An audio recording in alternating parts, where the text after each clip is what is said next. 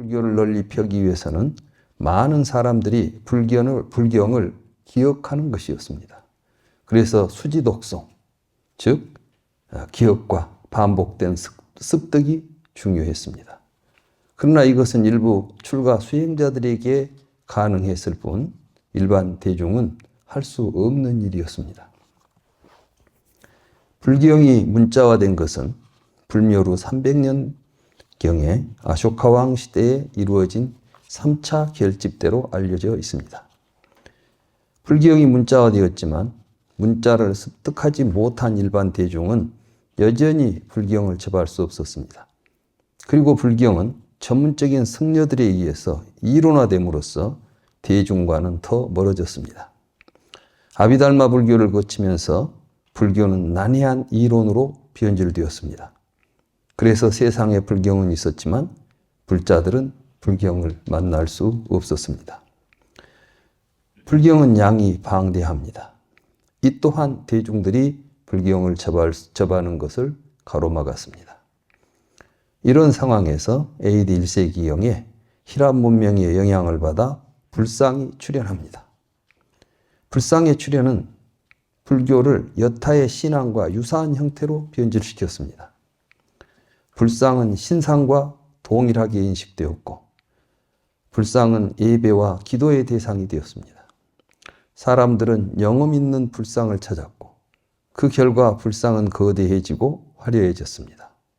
이제 불교는 불상을 신앙하는 종교가 되었습니다. 신앙화된 불교는 붓다가 누구인지, 무엇을 깨달았는지, 무엇을 가르쳤는지는 관심이 없습니다. 어느 불상이 더 영험이 있는지가 중요할 뿐입니다. 소원이 이루어진다는 불상에는 수많은 사람이 모여들지만 붓다의 가르침을 설하는 법당에는 오는 사람이 없습니다. 이것이 오늘의 현실입니다. 붓다는 헛된 신앙을 버리고 그것에서 벗어날 것을 선언하셨습니다. 우리엘라의 네란자라강 언덕 보리수 아래에서 정각을 성취하신 붓다 세존은 자신이 깨달은 연기법을 사유하다가 이런 생각을 하십니다. 내가 도달한 이 진리는 심오하고 보기 어렵고 고요하고 사변을 벗어났으며 미묘하고 성묘하여 현자만이 알 수 있는 것이다. 그런데 지금 사람들은 애착이 생겨서 애착을 좋아하고 애착에 빠져 있다. 이들은 연기의 도리를 보기 어렵다. 내가 진리를 가르쳐도 다른 사람들은 나의 말을 이해하지 못할 것이다. 그것은 나에게 피곤한 일이고 무익한 일이다. 그때 범천이 이 사실을 알고 세종께 설법을 간청합니다. 범천의 간곡한 청을 받고 세종께서 하신 말씀은 다음과 같습니다. 귀 있는 자들에게 불사의 문이 열렸다. 헛된 신앙을 버릴지어다. 이 말씀은 매우 의미심장합니다. 붓다가 설법을 포기하려고 할 때 범천이 출현한 것을 역사적 사실로 보기는 어렵습니다. 그렇지만 이것은 매우 중요한 사실을 보여준다고 생각됩니다. 지금도 크게 다르지 않지만 부처님 당시의 인도 사회는 브라만신, 즉 범천을 신앙하는 브라만교가 지배하고 있었습니다. 붓다는 브라만교와 같은 맹목적인 신앙을 자신의 가르침을 펴는 가장 큰 장애로 생각했습니다. 그렇지만 다른 한편으로는 이러한 사회가 자신의 가르침을 가장 필요로 하는 사회라고 생각했습니다. 브라만교 신앙의 대상인 범천이 출현하여 붓다에게 설법을 청하는 것은 브라만교, 다시 말해서 맹목적인 신앙이 지배하는 사회가 붓다의 가르침을 가장 절실하게 요청한다는 것을 상징적으로 보여줍니다. 그렇기 때문에 붓다는 설법을 결심하면서 이렇게 말씀하신 것입니다. 귀 있는 자들에게 불사의 문이 열렸다. 헛된 신앙을 버릴지어다. 이 말씀은 가르침을 펴기로 결심하고 세상을 향해 던진 붓다의 선언입니다. 헛된 맹신의 시대는 가고 본래 생사가 없는 세계를 깨닫는 바른 길이 새롭게 열렸음을 온 세상에 알린 사자후인 것입니다. 그런데 이러한 붓다의 가르침은 사라지고 다시 맹신의 시대가 되었습니다. 붓다는 불교는 신앙의 종교가 아니라 깨달음을 향해 가는 실천의 바른 길이라고 가르쳤는데 오늘의 불자들은 불교를 신앙의 종교라고 고집하고 있습니다. 왜 불교는 신앙의 불교로 변질되었을까요? 내세는 우리가 경험할 수 없습니다. 왜냐하면 내세는 아직 오지 않는 세상이기 때문입니다. 그런데 대부분의 종교는 내세를 이야기합니다. 경험할 수 없는 내용은 우리가 확인할 수 없기 때문에 그냥 믿을 수밖에 없습니다. 믿으면 신자고 믿지 않으면 신자가 아닙니다. 특히 어떤 종교는 이러한 믿음을 강요하고 협박합니다. 믿음 천국, 불신 지옥. 믿지 않으면 지옥에 간다고 겁박하는 것이죠. 이것이 종교의 속성입니다.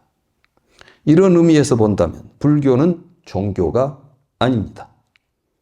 붓다는 내세를 내세워서 사람들을 겁박하지 않았습니다. 오히려 내세를 두려워하는 사람들을 안심시켰습니다. 착하게 살면 내세를 걱정하지 않아도 된다는 것이 붓다의 가르침입니다. 업보에 따라 육도를 윤회한다는 것이 붓다의 가르침은 아닙니다. 붓다는 디가니까야 청정경에서 다음과 같이 말씀하십니다. 쭌다여 외도 출가자들이 사문고따마는 과거에 대해서는 한계가 없는 지견을 알려주지만 미래에 대해서는 한계가 없는 지견을 알려주지 않는다. 도대체 왜? 도대체 무엇 때문에 그러한가라고 말하는 경우가 있을 것이다. 그 외도 출가자들은 어리석은 바보처럼 망상에 사로잡힌 지견으로 망상에 사로잡힌 지견을 언표할 수 있다고 생각하고 있다. 쭌다여 과거에 대해서 열애에게는 주의 집중에 따르는 알미 있나니 열애는 원하는 대로 기억한다. 그리고 미래에 대해서 열애에게는 무한한 깨달음에서 생긴 이것이 최후의 생이다. 이제 이후의 존재는 없다는 알미 생긴다.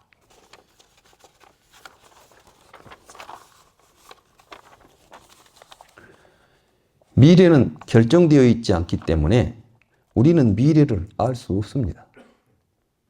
다만 우리는 미래에 어떤 목적을 세워서 그것을 성취하도록 노력해야 합니다. 붓다는 우리에게 미래에 결정된 내세가 있다고 가르친 것이 아니라 우리도 열애처럼 미래에 무아의 깨달음을 성취하여 생사가 본래 없음을 깨닫고 살아갈 목적을 가지고 살아가도록 가르친 것입니다.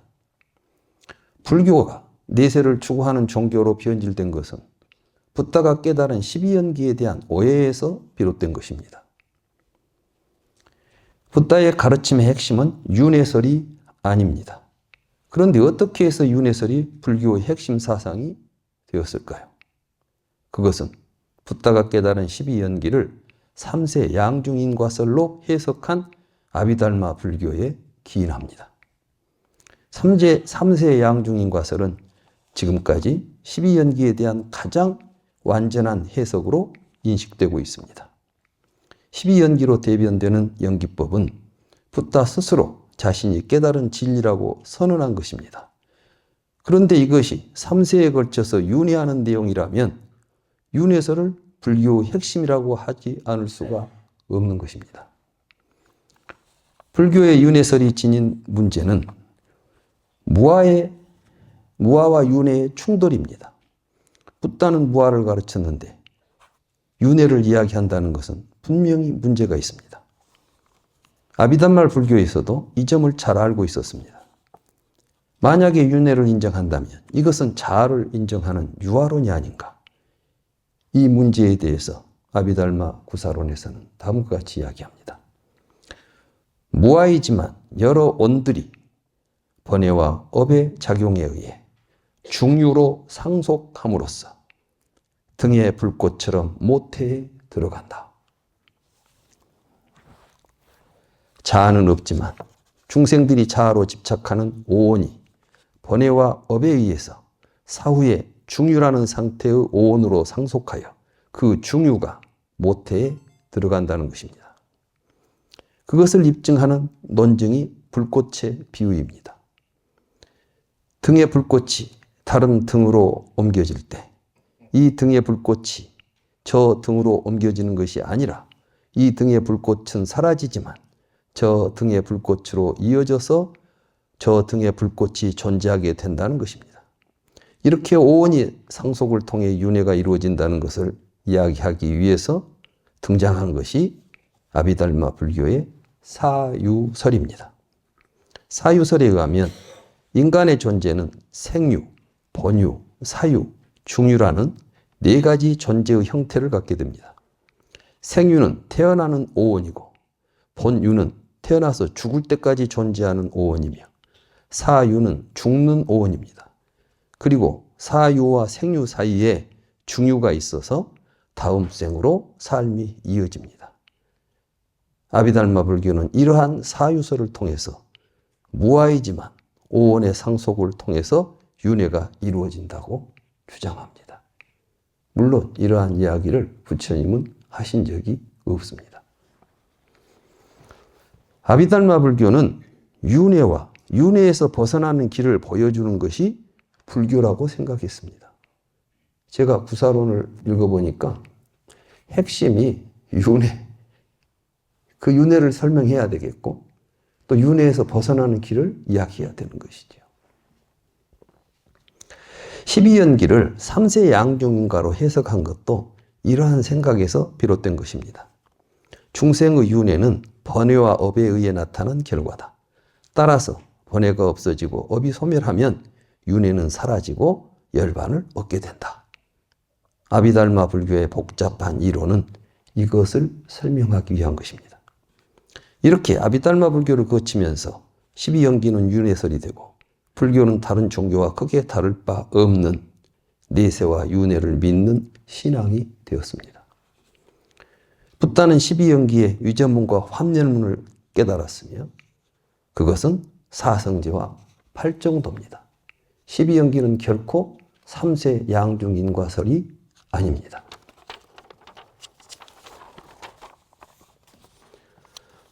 붓다가 깨달은 것은 우리가 윤회한다는 사실이 아니라 우리가 느끼는 생로병사의 괴로움은 연기의 진실을 알지 못하는 무지에서 비롯된 망상이라는 사실입니다. 붓다는 당시에 사람들이 믿고 있는 윤회는 실제하는 사실이 아니라 무지에서 비롯된 망상이며 허위라고 말씀하셨습니다. 수다니빠따 제517개송에서 붓다는 이렇게 말씀하십니다. 생멸을 거듭하는 기만적인 윤회와 윤회하는 모든 시간을 알아보고, 그러니까 붓다는 뭘 깨달았냐 하면 생사를 거듭하면서 윤회한다고 하는 이러한 이야기는 매우 거짓된 기만적인 이야기라는 것입니다. 매우 위험한 이야기라는 것이죠. 그리고 그 시간, 3세에 걸쳐서 윤회한다는 그 시간에 대해서 붓다는 분명히 그 본질을 깨달았다는 것입니다. 그리고 때가 묻지 않고 번뇌 없이 청정하며 생의 소멸을 성취하니가 붓다다. 시간 속에서 생멸을 거듭한다는 윤회는 기만적인 위험한 생각이며 이를 깨닫고 본래 생사가 없는 청정한 삶을 성취한 분이 붓다라고 말씀하신 것입니다. 붓다는 괴로움을 떠나 지구한 행복에 이르는 길을 깨달아 우리에게 가르치셨습니다. 붓다가 가르치신 진리는 12연기와 사성제입니다. 쌍윗단 니까야 65, 12-65 나가랑이라는 경이 있습니다. 붓다가 깨달음을 성취하신 과정을 이 경에서는 다음과 같이 말씀하십니다. 비구들이여, 과거에 내가 정각을 성취하지 못한 보살이었을 때 이렇게 생각했다. 실로 이 세간은 고난에 빠져 있다. 태어나고 늙어지고 죽고 쇠록하고 다시 태어나고 있지만 늙고 죽는 괴로움에서 벗어나는 길을 모르고 있다. 실로 언제쯤이나 늙고 죽는 괴로움에서 벗어나는 길을 알게 될까? 비구들이여, 그때 나에게 이런 생각이 들었다. 그러면 무엇이 있기에 늙고 죽음이 있는 것일까? 늙고 죽음은 무엇에 의존하는 것일까? 비구들이여, 그때 나에게 반야에 의해 이치에 합당한 분명한 이해가 생겼다. 태어남이 있는 곳에 늙어 죽음이 있다. 늙고 죽음은 태어남에 의존한다. 비구들이여, 그때 나에게 이런 생각이 들었다. 그러면 무엇이 있기에 태어남이 있는 것일까? 이제 이렇게 연기의 사유가 시작되는 것입니다. 유가 있기 때문에 생이 있다. 그렇다면 유는 왜 있는 것일까? 취가 있기 때문에 있다. 예 때문에 있다. 수 때문에 있다. 이렇게 사유를 거듭해 가던 붓다는 명색은 무엇에 의존하는 것일까? 비구들이여, 그때 나에게 반야에 의해 이치에 합당한 분명한 이해가 생겼다. 식이 있는 곳에 명색이 있다. 명색은 식에 의존한다. 비구들이여, 그때 나에게 이런 생각이 들었다. 그러면 무엇이 있기에 식이 있는 것일까? 식은 무엇에 의존하는 것일까? 비구들이여, 그때 나에게 반야에 의해 이치에 합당한 분명한 이해가 생겼다. 명색이 있는 곳에 식이 있다. 식은 명색에 의존한다. 비구들이여, 그때 나에게 이런 생각이 들었다. 그런데 이 식은 명색으로 되돌아가 그 이상 가지 못한다.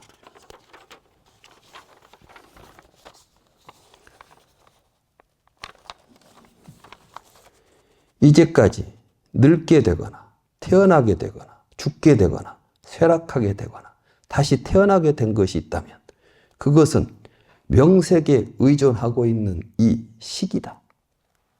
식을 의지하여 명색이 있고 명색을 의지하여 유깁이 있으며 유깁을 의지하여 척이 있고 내지 이와 같이 오직 괴로움인 온의 집이 있다. 집이다. 이제 집이라는 게 쌓일 집자 고집멸도 지금 이야기하는 겁니다. 부처님은 이렇게 연기의 사유를 통해서 고집멸도 사성제를 깨달아 가신 것입니다. 이건 3세 양중인가를 이야기한 것이 아니죠. 12연기는. 비구들이여, 나에게 이와 같이 이전에 들어본 적이 없는 법에 대한 안목이 생기고 지식이 생기고 지혜가 생기고 광명이 생기고 통찰이 생겼다. 비구들이여, 그때 나에게 이런 생각이 들었다. 무엇이 없으면 늙고 죽음이 없을까? 무엇이 소멸하면 늙고 죽음이 소멸할까? 비구들이여, 그때 나에게 반야에 의해 이치에 합당한 분명한 이해가 생겼다. 태어남이 없으면 늙고 죽음이 없다. 태어남이 소멸하면 늙고 죽음이 소멸한다. 이렇게 또 환면문의 사유를 이어가십니다. 그리고 식이 없으면 명색이 없다. 식이 소멸하면 명색이 소멸한다. 비구들이여, 그때 나에게 이런 생각이 들었다. 무엇이 없으면 식이 없을까? 무엇이 소멸하면 식이 소멸할까? 비구들이여, 그때 나에게 반야에 의해 이치합당한 분명한 이해가 생겼다. 명색이 없으면 식이 없다. 명색이 소멸하면 식이 소멸한다. 비구들이여, 그때 나에게 이런 생각이 들었다. 참으로 나는 깨달음의 길을 성취했다. 그러니까 붓다가 깨달은 것은 식과 명색이 상호 의존하는 관계 속에 있다는 사실을 깨달은 것입니다. 그것은 명색이 소멸하면 식이 소멸하고 식이 소멸하면 명색이 소멸하여 명색이 소멸하면 유깁이 소멸하고 유깁이 소멸하면 촉이 소멸하며 이와 같이 오로지 괴로움인 오온의 멸이 있다는 것이다. 멸이다. 비구들이여, 나에게 이와 같이 이전에 들어본 적이 없는 법에 대한 안목이 생기고 지식이 생기고 지혜가 생기고 광명이 생기고 통찰이 생겼다. 비구들이여, 비유하면 어떤 사람이 산기슭 숲속을 거닐다가 옛 길을, 옛날 사람들이 다니던 오래된 지름길을 발견한 것과 같다. 비구들이여, 나도 실로 그와 같이 옛 길을, 옛날에 정각을 성취한 분들이 따라간 오래된 지름길을 보았다. 비구들이여, 무엇이 그 옛길, 옛날에 정각을 성취한 분들이 따라간 오래된 지름길인가? 그것은 성스러운 팔정도, 즉 정견, 정사유, 정어, 정업, 정명, 정정진, 정념, 정정이다.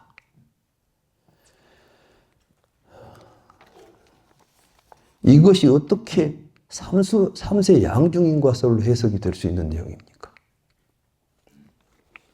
이 경전을 통해 우리는 붓다의 깨달음이 사성제이며 그 사성제를 이루고 있는 내용이 12연기와 8정도임을 알 수 있습니다. 그런데 아비달마 불교에서는 사성제와 8정도를 분리합니다. 12연기를 분리하죠.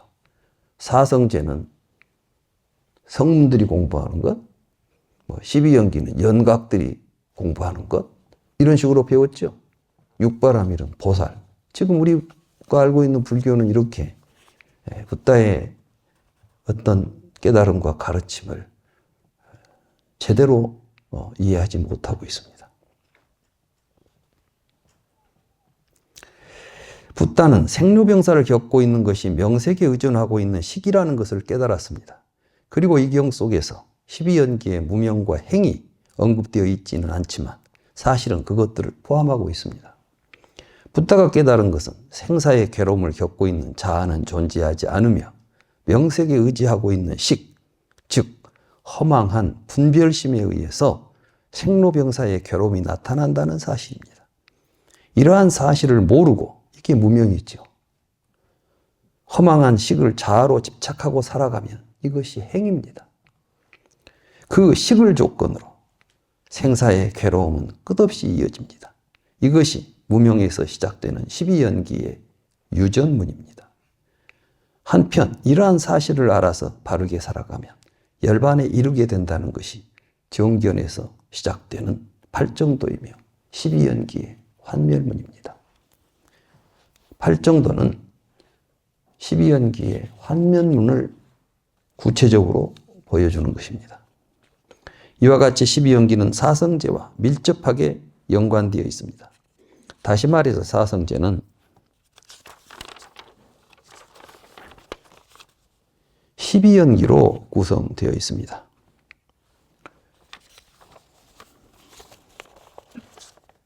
십이연기는 12개의 개념으로 구성된 이론이 아닙니다. 십이연기는 역관과 순관을 통해서 생사의 괴로움 속에서 유전하는 삶과 생사의 괴로움에서 벗어난 열반에 이르는 삶을 여실하게 깨닫도록 붓다가 가르친 우리의 마음을 관찰하는 관법입니다. 따라서 십이연기는 유전문과 환멸문이라는 두 측면에서 관찰해야 하며 유전문과 환면문을 관찰하는 방법에는 거꾸로 노사에서 출발하여 무명에 도달하는 관찰법인 역관과 순서대로 무명에서 시작하여 노사에 도달하는 관찰법인 순관이 있습니다.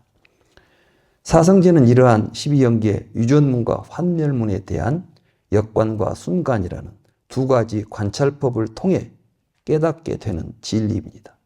이들의 관계를 간단하게 요약하면 고성제는 12연기의 유전문에 대한 역관을 통해서 드러난 진리입니다.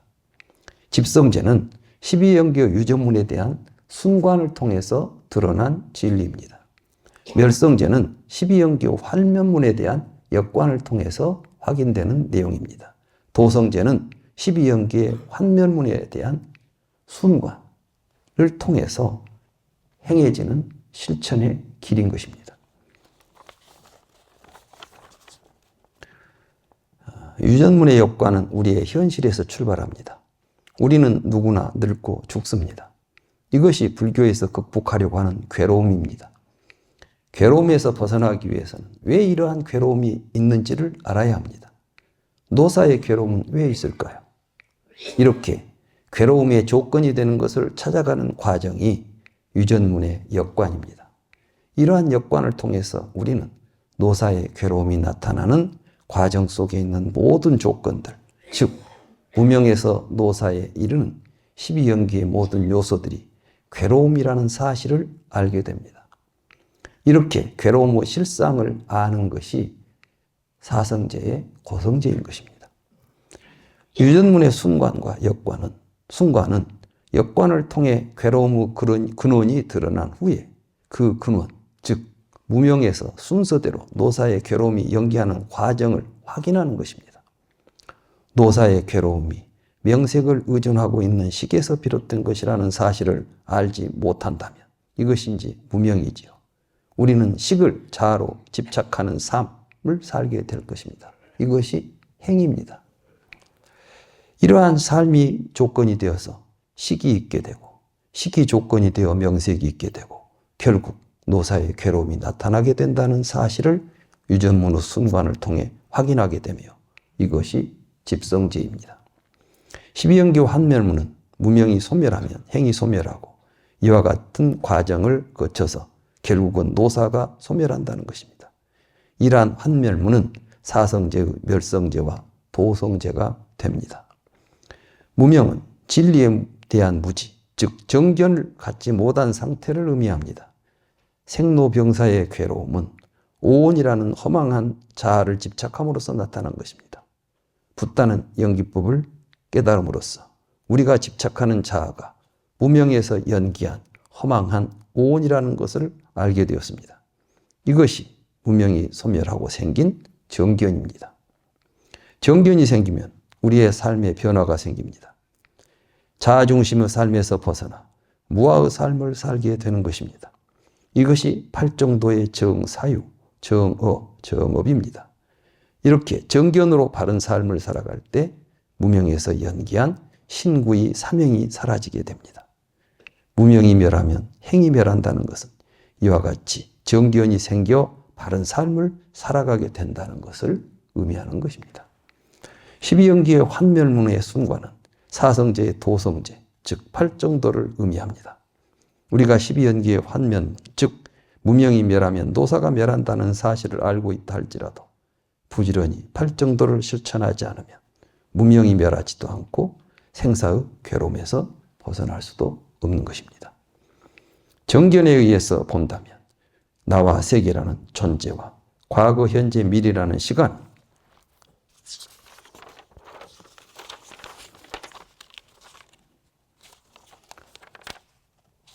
연기한 것이지 실체가 아닙니다.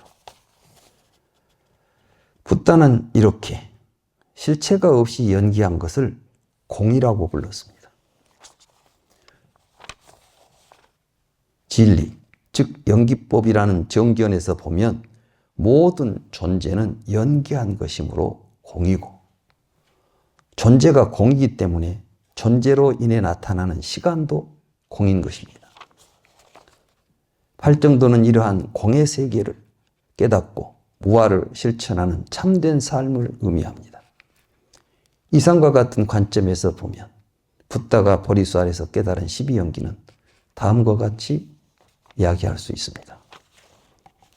제가 불경 첫머리에 붓다가 깨달은, 붓다는 물론 경전 속에서는 붓다는 무명을 내나야 행이 있고 행을 내나야 식이 있다, 이런 식의 서술이 됩니다. 그런데 우리가 그 말을 듣고 그 내용이 무엇인지를 알기가 어렵죠. 그냥 무명행. 그러니까 그걸 3세 양중인가로 해석하고 복잡한 해석들이 나왔죠. 그래서 저는 불경 첫머리에 12연기를 이렇게 제가 번역했습니다.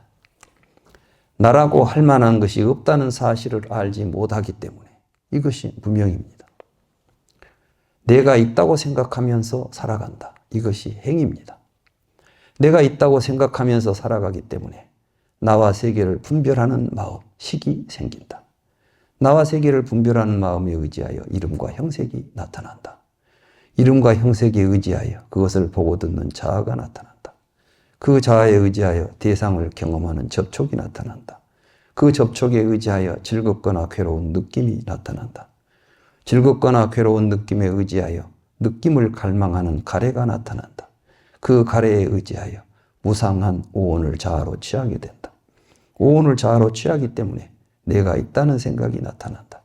내가 있다는 생각에 의지하여 내가 태어났다는 생각이 나타난다. 내가 태어났다는 생각에 의지하여 내가 늙어 죽는다는 생각이 나타난다. 이와 같은 과정이 모여서 온갖 고통을 일으키는 괴로움 덩어리가 나타난다. 나라고 할 만한 것이 없다는 사실을 깨달으면 나 아닌 것이 없다고 생각하며 살아갈 수 있다. 나 아닌 것이 없다고 생각하며 살아가면 나와 세계를 분별하는 마음이 사라진다. 분별하는 마음이 사라지면 이름과 형색이 사라진다. 이름과 형색이 사라지면 그것을 보고 듣는 자아가 사라진다. 그 자아가 사라지면 대상을 경험하는 접촉이 사라진다. 그 접촉이 사라지면 즐겁거나 괴로운 느낌이 사라진다. 즐겁거나 괴로운 느낌이 사라지면 느낌을 갈망하는 가래가 사라진다. 그 가래가 사라지면 오온을 자아로 취하지 않게 된다. 오온을 자아로 취하지 않으면 내가 있다는 생각이 사라진다. 내가 있다는 생각이 사라지면 내가 태어났다는 생각이 사라진다. 내가 태어났다는 생각이 사라지면 내가 늙어 죽는다는 생각이 사라진다. 이와 같은 통찰을 이어가면 온갖 고통을 일으키는 괴로운 덩어리가 소멸한다. 이러한 내용을 담고 있는 불경이 이제 누구나 볼 수 있는 불경이 세상에 출현했습니다. 지금까지 이러한 붓다의 가르침을 바르게 알려주는 불경이 없었습니다.